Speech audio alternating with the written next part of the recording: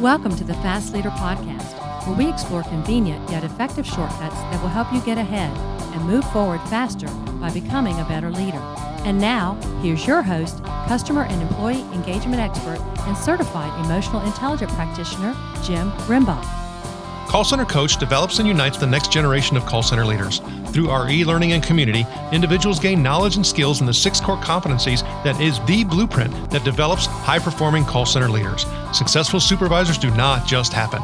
So go to callcentercoach.com to learn more about enrollment and download your copy of the Supervisor Success Path ebook now. Okay, Fast Leader Legion, today I'm excited because I have somebody on the show today who is really going to give us a perspective of being able to deliver an experience holistically and extend it. Nick Friedman was born and raised in Washington, D.C. with his older sister, Allison. His parents are still married, and his mom is a retired school teacher, and his dad is a retired ophthalmologist. Nick was taught to study hard so that he can get good grades, get into a good school, get a degree, and get a good job. However, he was never suited for that traditional path. He was an avid athlete in school and often got into trouble with teachers by speaking out of turn. He met his now business partner, Omar Solomon, in 10th grade during detention. The summer before his senior year of college, Nick was home for summer vacation where he had an internship at the International Monetary Fund. That's when his friend Omar approached him with a beat-up cargo van and an idea to make money by moving people's furniture and hauling away their unwanted items. They ended up calling themselves College Hunks Hauling Junk. They wrote a business plan their senior year of college, which won an entrepreneurship competition. Upon graduating, they briefly had corporate jobs, but they quit to begin hauling junk full-time. Nick Friedman is now the president and co-founder of College Hunks Hauling Junk and Moving, the largest and fastest growing junk removal and local moving franchise opportunity in North America, and the co-author of the best-selling book, Effortless Entrepreneur, Work Smart, Play Hard, Make Millions. He has been named among the top 30 entrepreneurs in America under 30 by Inc. magazine and was named on the same list as Mark Zuckerberg as one of the 30 most influential CEOs under 30. Nick is a 3-time Ernst & Young Entrepreneur of the Year Award finalist and recipient of the prestigious Entrepreneur of the Year 2018. He's been featured in numerous books and textbooks, as well as Forbes, Fortune, and many other national publications. Nick's company has appeared every year on the Inc. 5000 list of fastest growing U.S. companies and has appeared twice on the Oprah Winfrey Show and has appeared on the first episode of ABC's Shark Tank, Bravo's Millionaire Matchmaker, and CNBC's Blue Collar Millionaires. He's also a board member of the Young Presidents Organization. Nick currently lives in Tampa, Florida, with his wife Jennifer and 2 daughters, Alina and Callaway. Nick Friedman, are you ready to help us get over the hump? I'm ready. Thanks for having me. Thanks for the warm welcome. It's the great extended intro there. I appreciate the opportunity to be here. Well, we definitely want to know a little bit more about you than, hey, just that you're the CEO and president, right? So we're glad I had the opportunity to share that. And now I've given my leading a little bit about you, but can you tell us what your current passion is so that we can get to know you even better? Yes, absolutely. Like you mentioned in the intro, I'm a proud father of 2 great young daughters. That occupies a lot of my time, energy, and passions right now. I've kind of done away with most of my hobbies in exchange for that. I'm also still leading and growing our company, College Hunks Hauling Junk and Moving. We now have over 100 franchises around the country, doing over $100 million in system-wide revenue annually. So needless to say, that still takes a lot of time and energy to continue to grow and continue to make sure our team members are living our core values and our company is delivering on our purpose. I describe our company as a purpose-driven, values-based, socially conscious organization. So I just want to make sure we uphold that standard that we set out for ourselves from the very beginning. Well, and so I had the opportunity to meet you at Customer Contact Week in Las Vegas, and we chatted for a little bit, and I'll put a link to that brief discussion on your show notes page. But for me, I find it extremely interesting when we had that discussion that we were talking about this whole human connection component and how you knew or realized that you had to build that connection internally in order for it to be extended to the customer. And now you have to extend it to a customer you may never even touch. Yeah, absolutely. And, when we first started the business, we had a catchy name, and we thought that's all we needed, a catchy name, a bright logo, bright colors, we had read a book called The Purple Cow by Seth Godin, and it talks about if you're driving down a country road, you see a field of brown cows, you've seen it before, you're going to keep driving. But if there's a purple cow there, you're going to pull over, take pictures, put it on social media, tell your friends and neighbors about it because it's pretty remarkable. And we thought we had a purple cow with the name and the colors, which we did. It captured a lot of people's attention.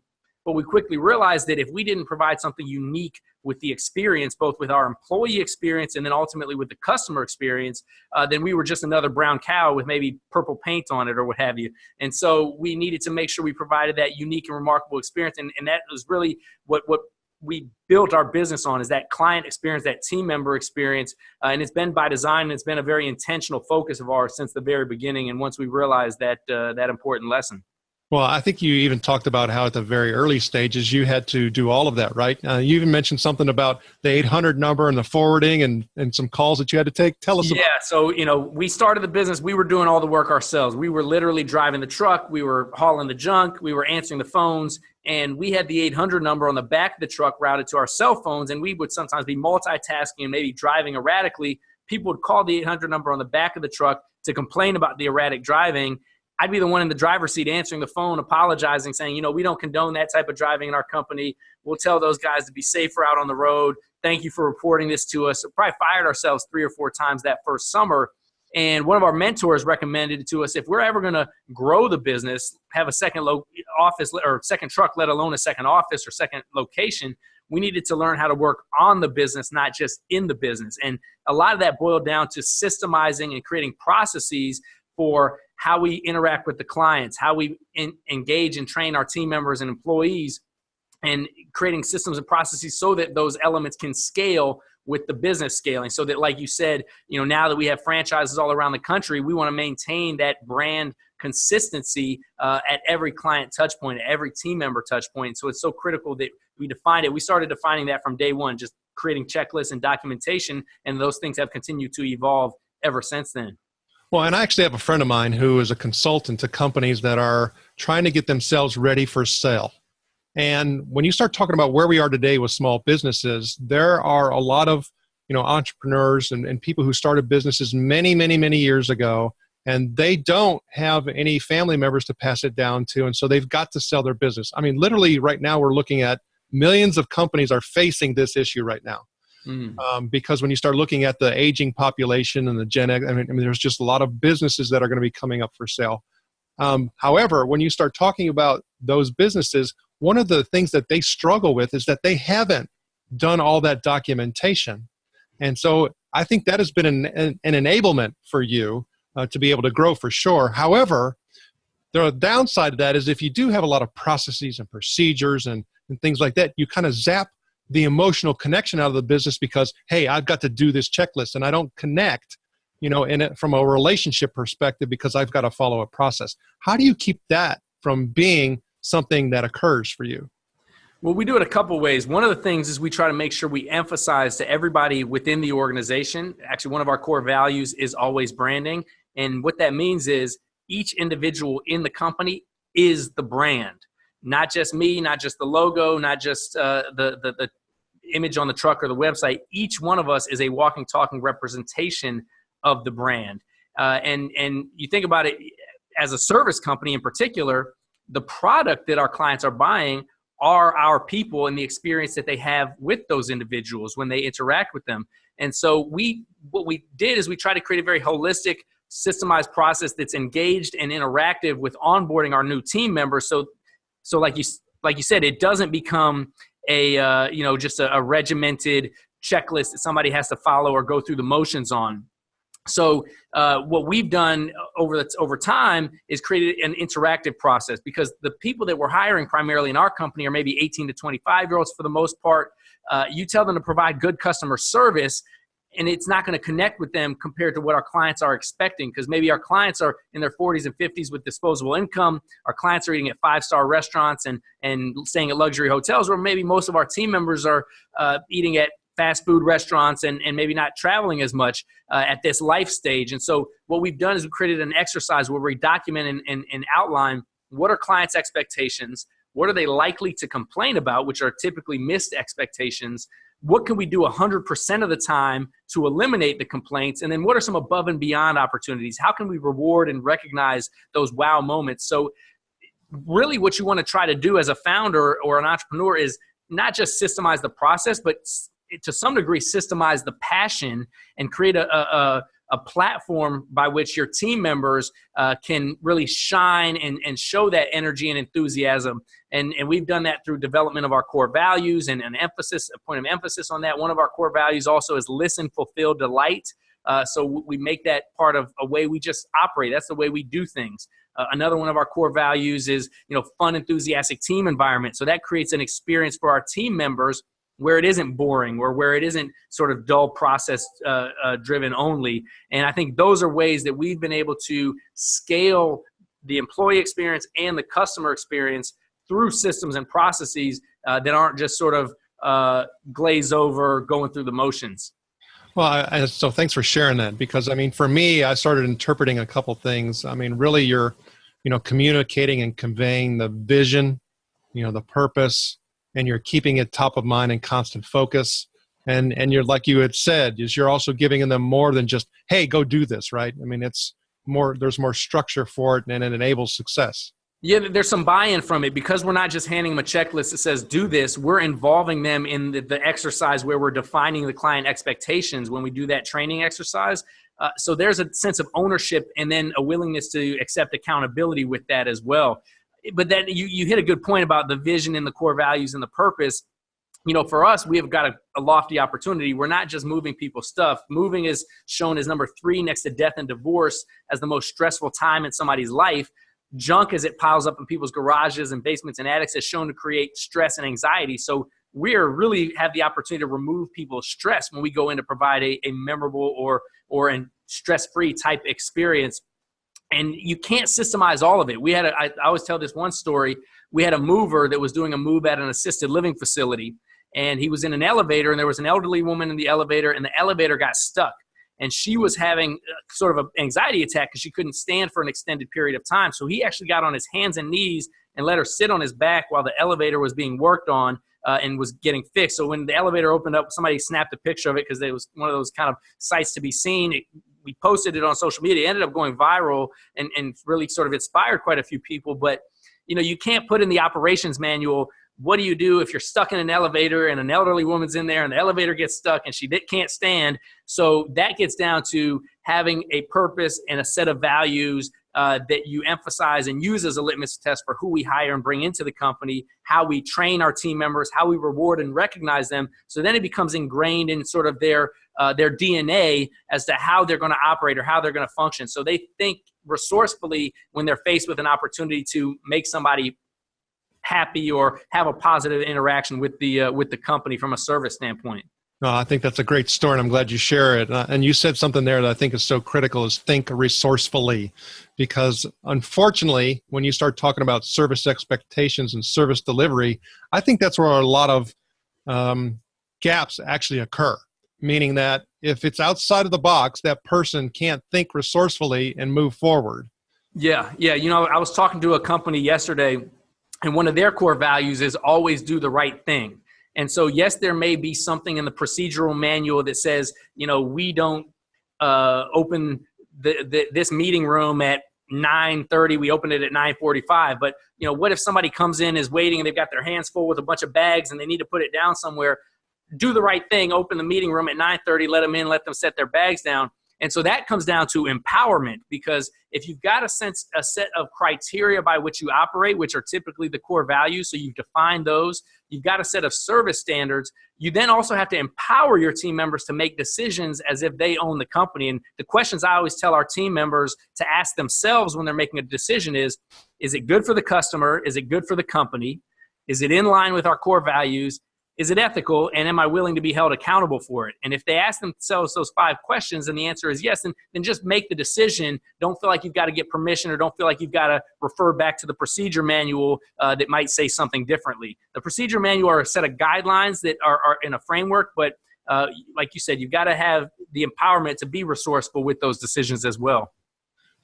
And that's so important. And I also want to go back to something you said a moment ago when you had mentioned something about walking talking representation. And so, all right, so let's look at the company name, right? College Hunks hauling junk. So what happens when a lady jumps out of the truck? So what we've done is we've defined our Hunks as an acronym, which stands for honest, uniformed, nice, knowledgeable service. And so it's more than just the physical representation or personification of what we typically define with the word hunk. And it really encompasses all of those elements. So is the person friendly, personable, professional, prepared to do the work? And so we do have female, what we call them hunkettes, playfully, but we do have female team members that work on the trucks, and it's all about making that client connection. It's a conversation starter. They can show up and say, hey, I bet you were expecting a guy, but I'm here to help move your furniture, and I can do it just as good as the guys do. And then it creates a wow piece, a wow experience as well. Same thing with the college element. Not 100% of our team members are in college. Obviously the business started in college. A lot of our team members are students.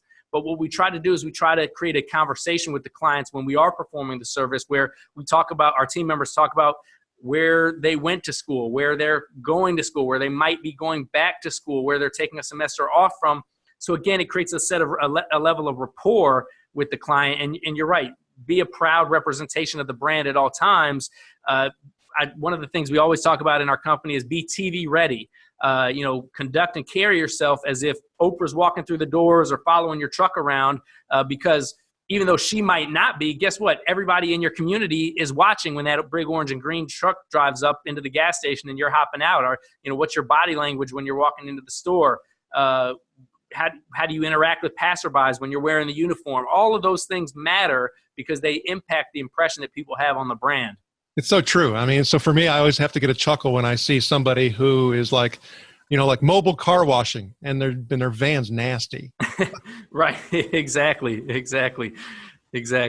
So what we're talking about here, and obviously, with the way that you have, conveyed how you've built this, rapidly growing, franchise system, is that, you're obviously someone who is looking for ways to talking about that vision and being inspired and all of that. And one of the ways that we do that on the show is that we look at quotes. So is there a quote or two that you can share that you like? There's a few.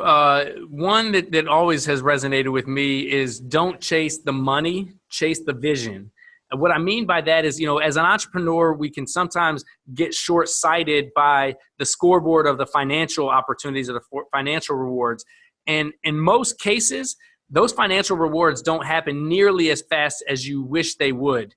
There's very few entrepreneurs that say I made more money faster than I ever thought I would, because entrepreneurs are optimistic by nature. They get into it thinking they're going to be successful from day one, and the timeline is typically longer, and the work involved is typically much more difficult.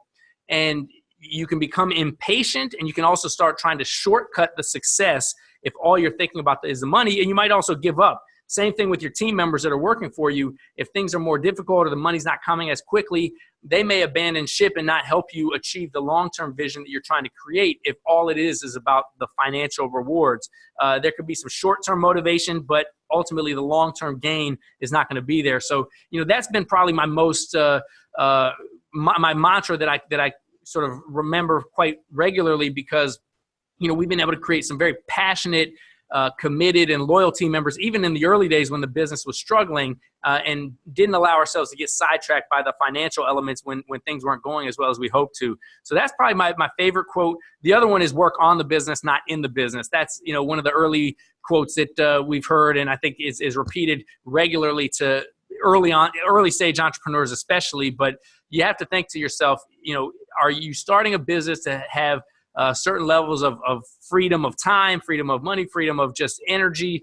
If so, and you want the business to be able to work for you, not you always working for the business, you've got to create those processes and systems so that you're adding value to the company, that you're not just doing frontline labor consistently. Yes, you may have to start at the bottom and work your way up, but you've got to have that mindset of being an owner. So those are two quotes that I think are always relevant and timeless. Well, and for me, as you were talking through those, I started seeing that those quotes and how you elaborated upon those could be done, even if I work in an organization, they could be done on me personally. Like, hey, it's not that I should be losing 10 pounds and focusing on losing 10 pounds. What I should be focusing in on is healthier living and eating. That's a phenomenal example, analogy, whatever you want to call it. That's a great point. That's a great point. If you're focused strictly on the number, then it can just, you're not going to get the same level of fulfillment, and you're not going to get the same level of results. But if you're thinking about the big picture and the long-term vision, and same thing for whether it's an employee, thinking of what his role in the company and what he might achieve, they're going to be less devastated by the short-term setbacks that may come up from time to time. I think what you're saying right there is that whole short-term versus long-term thinking, and knowing that, because like you were saying, I mean, I'm an impatient person, so I want things to come faster than they really can conceivably ever show up. Absolutely. I think we all are. I mean, I certainly am the exact same way. We do live in a world of instant gratification where you can get anything delivered or picked up at the press of a button, or an answer, with one quick Google click. But the reality, especially in the business realm, is that nothing happens overnight. No overnight success happens overnight. Even the unicorn businesses that you hear about, are in some cases maybe the equivalent of winning the lottery, or in other cases still took a long tail to get to where they are, in terms of planning and effort.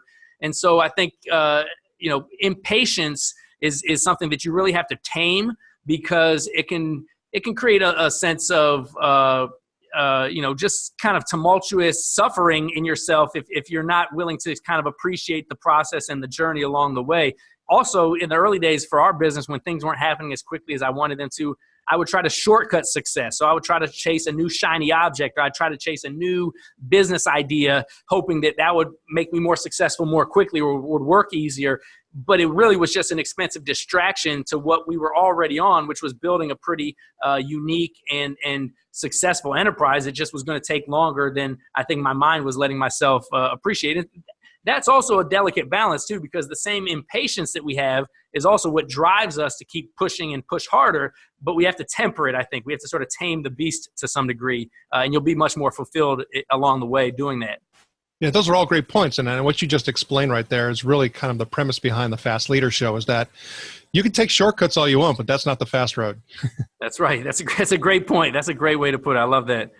So being that fast leader is doing things right, building upon, and going back to, we can actually take the easy road now, but that's going to lead to the hard road later, or we can take the hard road now, because that's going to give us the gift of the easy road. Same thing with fast leader. And there really is something to the notion of momentum, and it picks up over time, and it's sometimes hard to notice when there's a shift, and that's where the patience comes in. And Jim Collins talks about, he calls it the flywheel effect. When you first start your business, it's like you're pushing this big giant disc, this oversized stone disc, and you might be just inching it forward at the beginning, and you're having to put the same amount of effort. Eventually, the thing is starting to rotate a little bit easier and easier, and eventually it'll kind of pick up its own speed and momentum, where you're just kind of like the merry-go-round at the playgrounds, where you're just kind of pushing it as it goes by. And so things do get easier. Momentum does pick up, but it's certainly not an overnight endeavor. Definitely. And so talking about momentum and getting over humps is that, I'm sure when you start talking about, going through college and making your way through that, building the business, becoming a parent, all of those things, there's a lot of humps that you've probably had to go over that have to put you where you are today. Is there one of those times where you can actually share that story? Yeah, I think probably the most, impactful for me was we started franchising our company right around 2008. And if you remember the economic climate, 2008 to 2009 and 10, and in that couple year window, everything was going down. And when we started franchising, it was still kind of right at the peak. So in our minds, we were like thinking, okay, we're going to become multimillionaires overnight. We're going to start franchising this business. The economy is cranking. The housing market is cranking. And then all of a sudden we started franchising and everything collapsed. And, our reality just was overnight kind of shifted altogether. And so there was plenty of sleepless nights where we were wondering to ourselves, hey, is this thing going to make it? Should we just go, fold up and go get a graduate degree and then try to apply for a job in a couple of years when the economy turns back around? So we were having all those self-doubt talks to ourselves and amongst my business partner and even my family, my parents at the time. But I think what that did for us is it really made us better business people, because, in a booming economy, I think it's easy to sort of just kind of ride the wave with everybody else. But when things are down, you have to sort of scrape together. We talk about the resourcefulness element of it, become more strategic, how you're going to invest your money, how you're going to get more revenue. And that was actually the time where we really expanded from primarily offering junk removal to doing junk removal and moving services to kind of expand our sandbox of available revenue opportunities. So ultimately, it was a great lesson, a great experience, but it was certainly a very dark down moment at the time. Okay, so you have to share with me when you start talking about that dark down moment. What is something that you were actually able to hold on to that allowed you to get through? One of the things was surrounding myself with other entrepreneurs that were dealing with the same challenges. At the time, I had joined this group called the Entrepreneurs Organization, EO, kind of a global group of entrepreneurs with relatively high growth companies. And we were in a smaller forum setting where we were kind of sharing our challenges and difficulties. And being able to share and realize that I guess I wasn't alone, because a lot of times as an entrepreneur, you feel like you're on an island so regularly, or as a leader in any capacity, you feel like you're on an island. And being in sort of a peer group of other leaders that were sort of muscling through the uphill battle and the uphill climb the same way that we were, that gave me, I guess, the confidence to know I wasn't going it alone and that there were other people that were going to fight. And a lot of them, would say, hey, our mantra is, we're not going to give up. We're never going to quit. We're just going to keep going. And so I use that as motivation for me to just kind of dig deep and keep going. It also helped having a business partner in my case, who was happened to be one of my friends from high school. A lot of times when there's economic strain, it can put a strain on the relationship, but it actually, I think, improved and strengthened our bond because we were able to support each other and get through it together. So when you start looking at, where you are today and being a young dad, having all of these, accolades and aspirations, but when you start thinking about what's next for Nick, what's one of your goals? So for us, we have a few different visions with the company and personally. With the company, we want to become recognized and revered as an iconic brand that spans really beyond the moving and hauling industry. If you think of those iconic brands, like take a Harley Davidson, people will wear those t-shirts that don't even drive that motorcycle, which is the product Harley Davidson sells, because people identify with what that brand represents, the freedom, the renegade, the open road. So I want people to associate our brand with leadership development, with entrepreneur inspiration, with company culture, with great service. So that's what we're really striving for from an ideological perspective. Size-wise, we want to be at 200 franchises within the next 3 years. We want to make sure that our franchise owners are averaging $1 million in revenue per territory, that they're happy and profitable and growing each year. And then from a personal standpoint, some of the ambitions that I have that I told myself at an early age I would pursue at some point in my adulthood. I would love to be able to coach high school basketball at some point. And it's funny, in college, I would say to myself, hey, I want to be able to be successful professionally by the time I'm 40 so that I can have the flexibility and choice to be able to kind of do whatever I want. And what I always have wanted to be able to do at some point is coach high school basketball. So I would love to be able to do that. I would love to be able to do some more public speaking and share some of my story and experiences to help inspire other people to pursue their goals. So those are some of my future vision aspirations, not just for the company, but for myself as well. And the Fast Leader Legion wishes you the very best.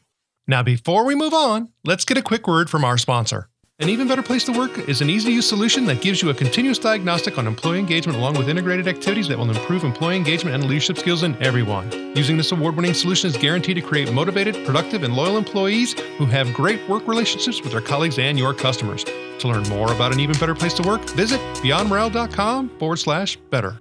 All right, here we go, Fast Leader Legion. It's time for the Hump Day Hoedown. Okay, Nick, the Hump Day Hoedown is a part of our show where you give us good insights fast. So I'm going to ask you several questions, and your job is to give us robust and rapid responses that are going to help us move onward and upward faster. Nick Friedman, are you ready to hoe down? I'm ready to hoe down. Let's do it. All right. So what do you think is holding you back from being an even better leader today? I think what's holding me back from being an even better leader today is focus. Focus. I still get distracted too easily by new opportunities, new ventures, or small trivial things that are preventing me from achieving my best. What is the best leadership advice you have ever received? The best leadership advice I've ever received is leadership is all about being a inspirational leader, not being a dictatorial leader. So inspire others with the vision of where you're going. Don't try to instruct them or direct them on how to get there. What is one of your secrets that you believe contributes to your success? The secret that contributes to my success is eating healthy, getting plenty of sleep, and not taking life too seriously so that you don't get too stressed out. What is one of your best tools that helps you lead in business or life? Honestly, my iPhone is one of my favorite tools because I write everything down in it. The minute I have a thought in my head, I put it in my iPhone because I know if I try to sink it in my head, I'm just going to have a merry-go-round going around trying to remember what that epiphany or idea was. So everything in my iPhone is how I stay organized. And what would be one book that you'd recommend to our Legion? And it could be from any genre. Of course, we're going to put a link to Effortless Entrepreneur on your show notes page as well. I think the book that everybody should read is How to Stop Worrying and Start Living by Dale Carnegie. It's a little bit of an older book. He's most well known for How to Win Friends and Influence People, but I think How to Stop Worrying and Start Living is just a really good reminder, again, how to keep things in perspective and not get overly stressed out, which when you're in a leadership position, it can happen very quickly. Okay, Fast Leader Legion, you can find links to that and other bonus information from today's show by going to fastleader.net/Nick Friedman. Okay, Nick, this is my last hump day hold on question. But imagine you were given the opportunity to go back to the age of 25. You can take the knowledge and skills that you have now back with you, but you can't take everything back. You can only choose one. So what skill or piece of knowledge would you take back with you and why? And here's the thing is, 25 wasn't too long ago for you, so you should remember quite well.